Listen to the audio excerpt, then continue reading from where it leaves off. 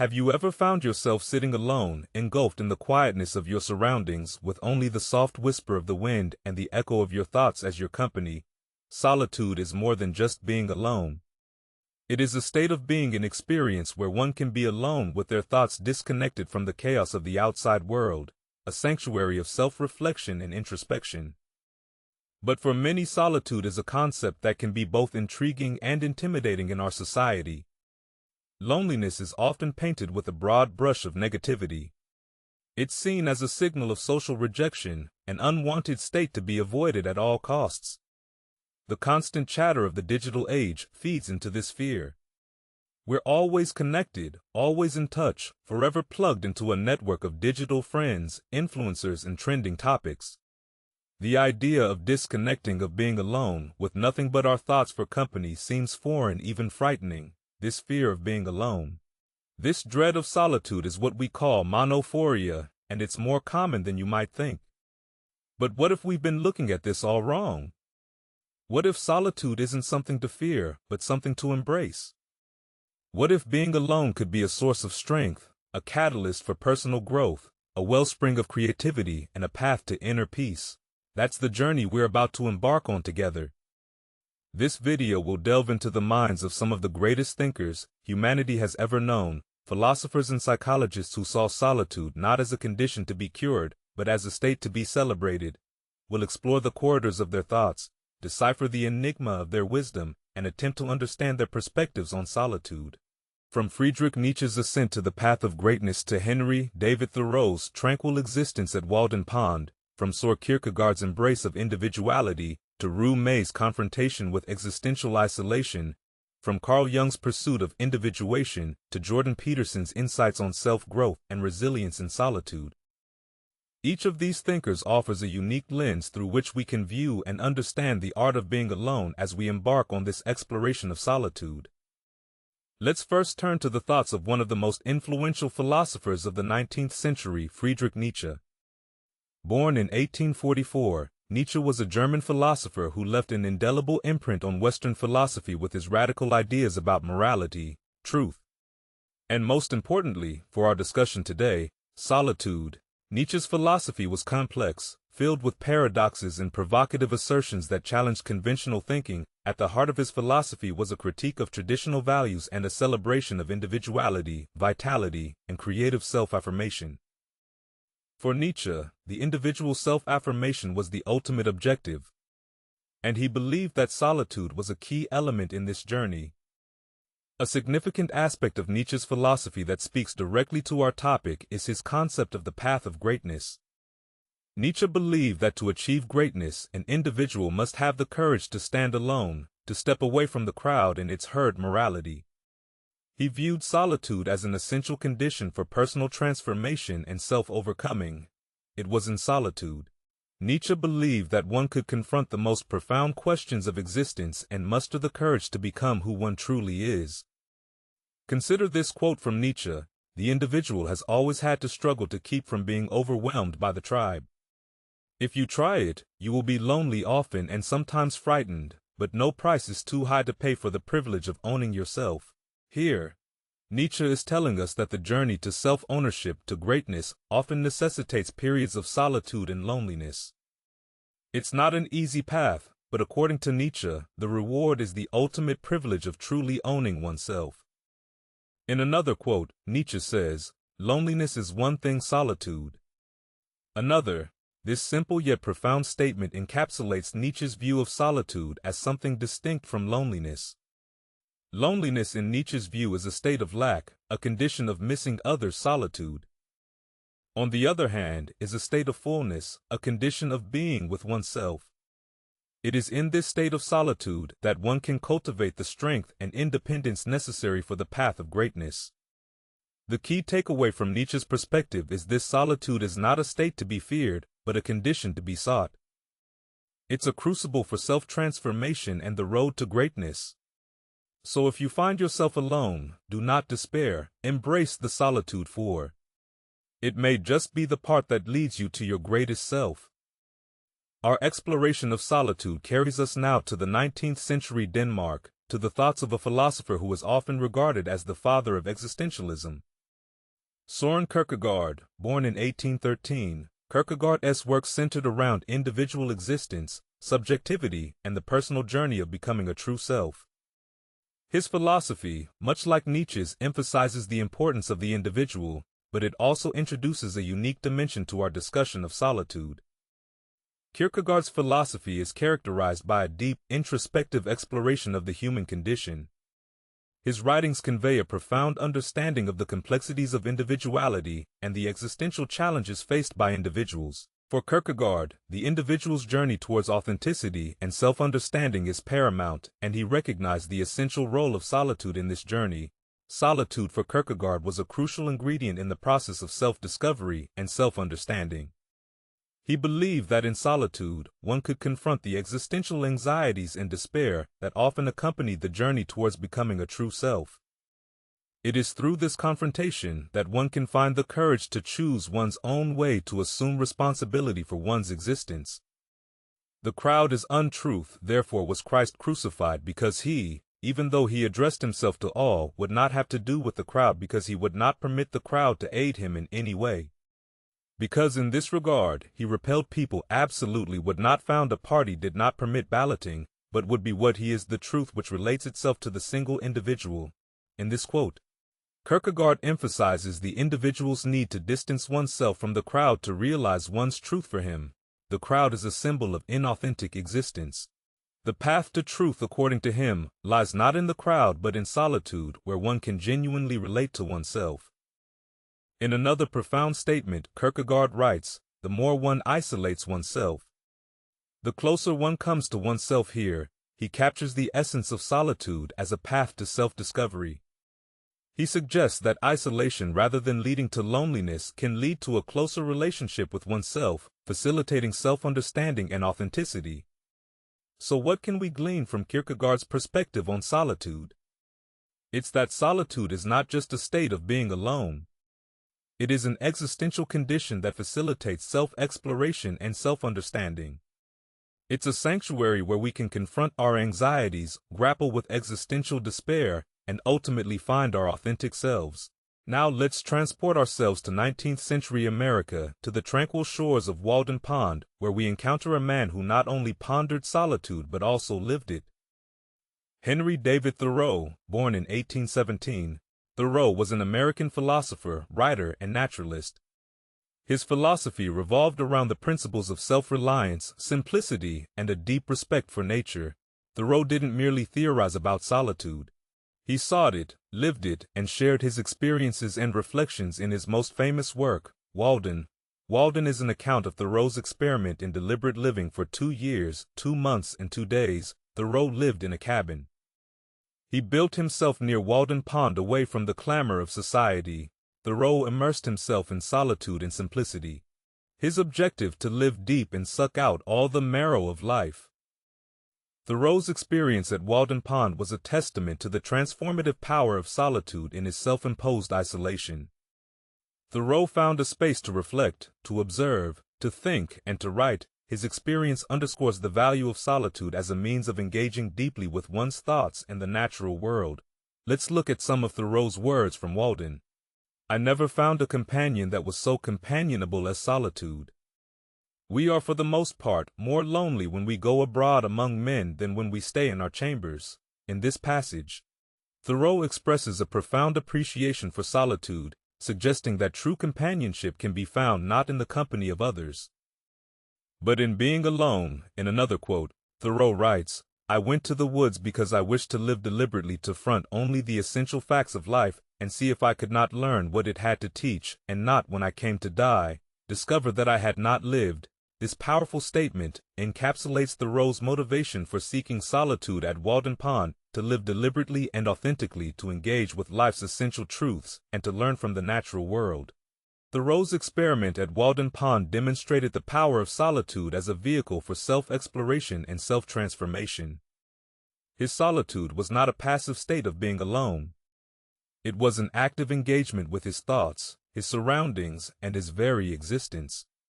He used his solitude as a mirror, reflecting on his life, his values, and his place in the world. Thoreau's reflections offer a profound and practical perspective. His words invite us to reconsider our own relationship with solitude. They challenge us to ask ourselves, how might we thorough embrace solitude as a companion? How might we use solitude as a means of engaging more deeply with our own existence? His experience at Walden Pond suggests that solitude, far from being a state to be feared, can be a source of strength, clarity, and insight. It can be a catalyst for self-exploration, a tool for self-transformation, and a gateway to a more authentic and intentional life. From Thoreau's perspective, solitude is a pathway to deliberate living and authentic self-discovery. It's an opportunity to confront the essential facts of life without the distractions of society. It's a space where one can commune with nature, contemplate the mysteries of existence, and engage more profoundly with one's own thoughts. Our philosophical journey now brings us to the mid-20th century, where we encounter a man whose life and work embody resilience in the face of extreme adversity. Viktor Frankl, born in 1905. Frankl was an Austrian psychiatrist and Holocaust survivor who developed a therapeutic approach known as logotherapy. Founded on the belief that human nature is motivated by the search for a life purpose. Frankl's seminal work, Man's Search for Meaning, is a memoir written after his experience in Nazi concentration camps during World War II. The book intertwines his personal narrative with his therapeutic doctrine, illustrating his profound belief in the power of finding meaning in life, even in the bleakest circumstances. Solitude, as we'll explore, played a significant role in this process of finding meaning. According to Frankl, a sense of purpose is what gives life meaning.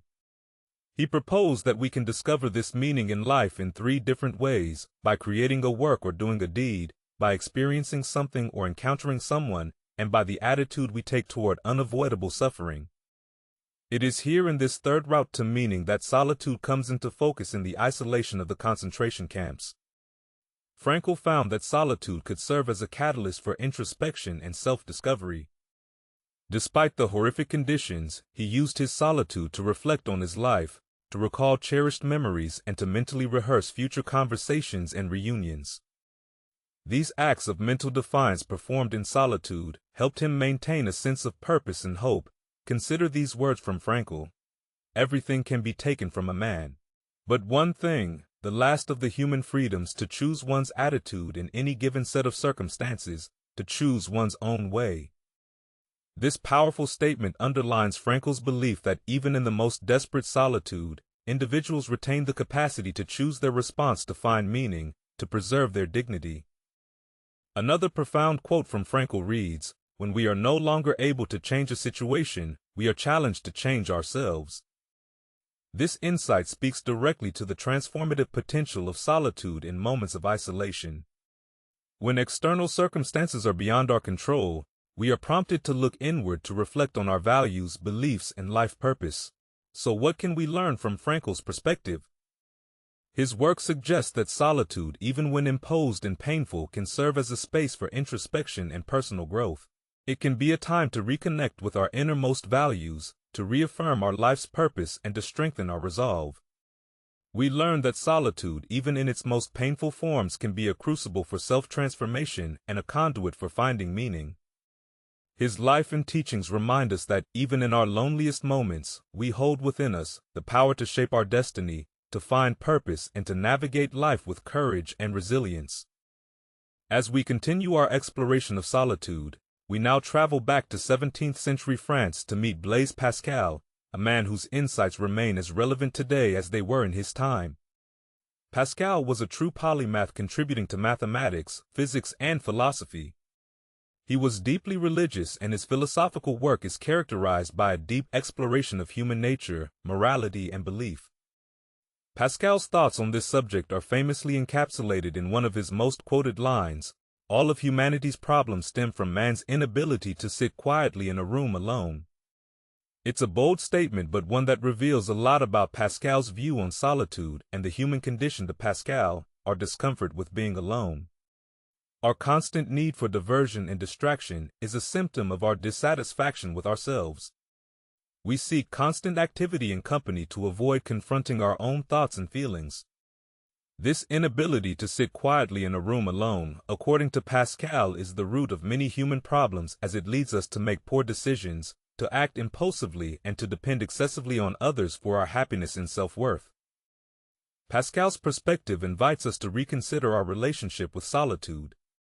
He suggests that if we can become comfortable with being alone, if we can learn to sit quietly in a room without distraction, we can begin to address our inner conflicts to gain a clearer understanding of ourselves and to make more considered decisions.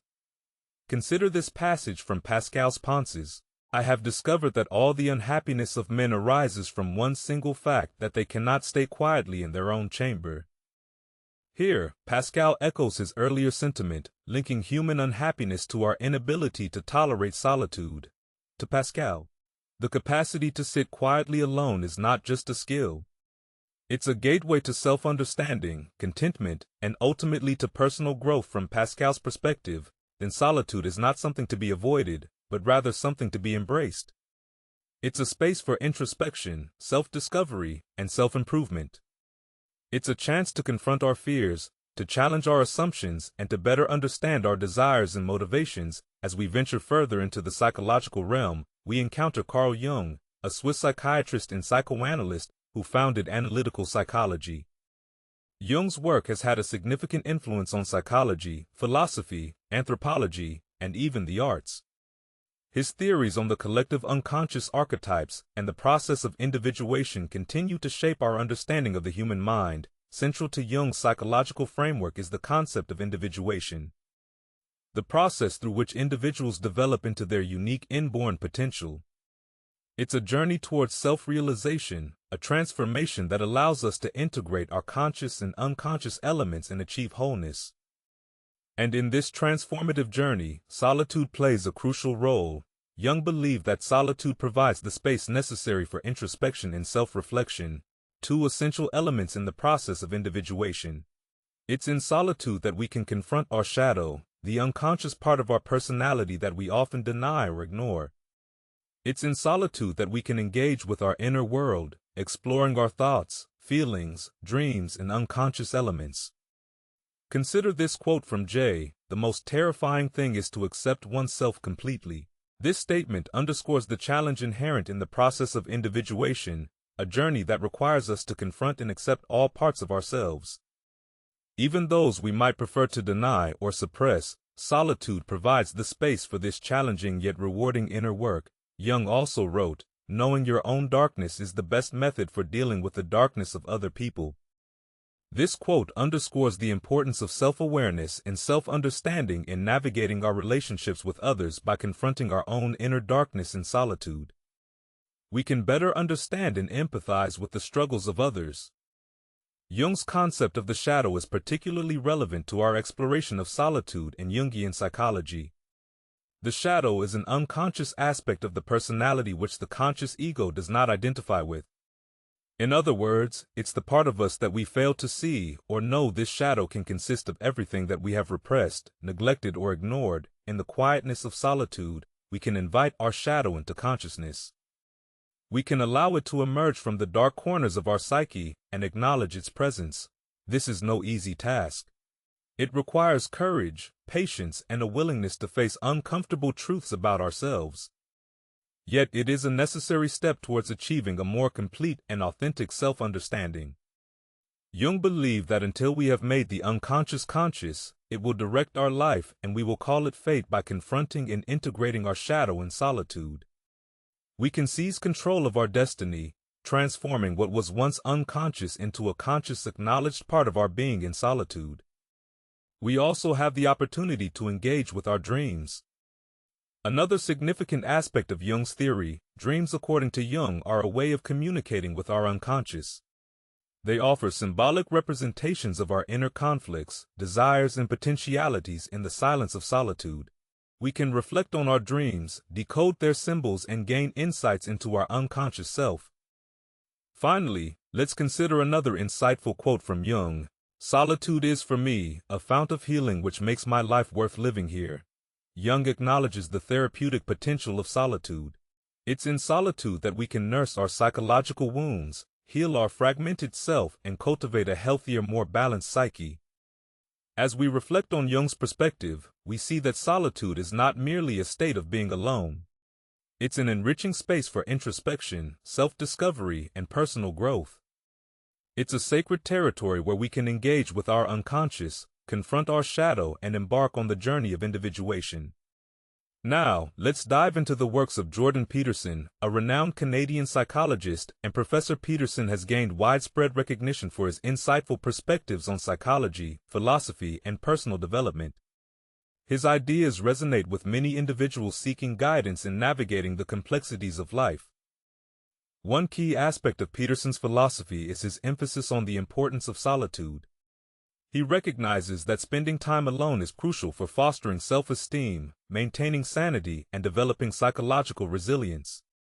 Peterson argues that solitude provides the necessary space for introspection and self-reflection, allowing individuals to gain a deeper understanding of themselves and their place in the world. In his book, 12 Rules for Life, An Antidote to Chaos, Peterson highlights the transformative power of solitude. He writes, "If you don't know where you are precisely, you could be anywhere you're in chaos. It's out of that chaos that new being can emerge, but you have to let go of what you have and perhaps who you are to allow for that emergence." Peterson suggests that solitude allows individuals to detach from external distractions and delve into the depths of their being, leading to personal growth and the emergence of a stronger and more authentic self. Peterson also explores the link between solitude and psychological well-being. He asserts that solitude is essential for maintaining sanity in a world filled with constant stimulation and noise. In his article, The Necessity of Virtue, he states the development of character necessitates solitude. It is in solitude that the battle with chaos is fought and won, allowing individuals to gather the strength and wisdom necessary to face life's challenges. Peterson believes that by engaging with solitude, individuals can confront their fears, confront their limitations, and develop the inner fortitude needed to navigate the difficulties of life. According to Peterson, solitude can be used positively for self-growth and resilience by providing a space for self-examination and personal transformation. In his book, Maps of Meaning, The Architecture of Belief, he writes, "You are stable and able to tolerate your own limited perspective and the terrible uncertainty that this brings. You remain stable despite your many limitations and in the face of your vulnerability, and you do this so that you can learn and thrive and benefit others." Peterson suggests that by facing their own character and shortcomings, individuals can cultivate stability, confront their vulnerabilities, and embark on a journey of self-improvement that not only benefits themselves but also extends to others. Jordan Peterson's psychological theories underscore the importance of solitude for self-esteem, sanity, and psychological resilience through introspection, self-reflection, and the ability to confront one's limitations. Individuals can find meaning, foster personal growth, and navigate the complexities of life with greater resilience by embracing solitude. Individuals can embark on a transformative journey that leads to a deeper understanding of oneself and a more fulfilling existence. In conclusion, the exploration of Jordan Peterson's views on solitude leaves us with a profound invitation to reflect on our own perspectives and experiences with solitude. Each of us has a unique relationship with being alone, and it is through introspection and self-reflection that we can deepen our understanding of its transformative potential as we navigate the complexities of life. Let us remember the lessons we have gleaned from these philosophers and psychologists. Solitude is not a state to be feared or avoided, but a sanctuary for self-discovery, personal growth, and psychological well-being. It is in the quiet moments of solitude that we can confront our inner conflicts, embrace our vulnerabilities, and forge a path towards a more authentic and fulfilling life. Embracing solitude is an act of courage, an affirmation of our own worth, and the belief that we can find solace and wisdom within ourselves. It is an opportunity to nurture our mental and emotional well-being, to listen to the whispers of our soul, and to connect with the depths of our being. So I encourage you, the viewer, to take a moment to reflect on your own relationship with solitude. How do you perceive and engage with moments of being alone? Do you embrace them as opportunities for self-discovery and growth? Are you open to the insights and wisdom that can arise from stillness and introspection? Reflecting on these questions can help you cultivate a more intentional and meaningful relationship with solitude. In a world filled with constant noise and distractions, embracing loneliness is a radical act of self-care. It is an act of reclaiming your own time, space, and thoughts. It is an act of self-love and self-compassion. Embracing loneliness allows you to listen to your inner voice, to honor your needs and desires, and to chart your own path in alignment with your values and aspirations. As you embark on your own journey of self-discovery, remember that solitude is not a sign of weakness or isolation, but a powerful tool for personal growth and self-empowerment. Embrace the gift of solitude and allow it to guide you on a path of self-discovery, self-acceptance, and self-realization. May you embrace solitude as a friend, a companion on your journey of self-discovery. May you find solace, inspiration, and resilience within its depths. And may the wisdom of these philosophers and psychologists continue to guide you as you navigate the vast landscapes of the self.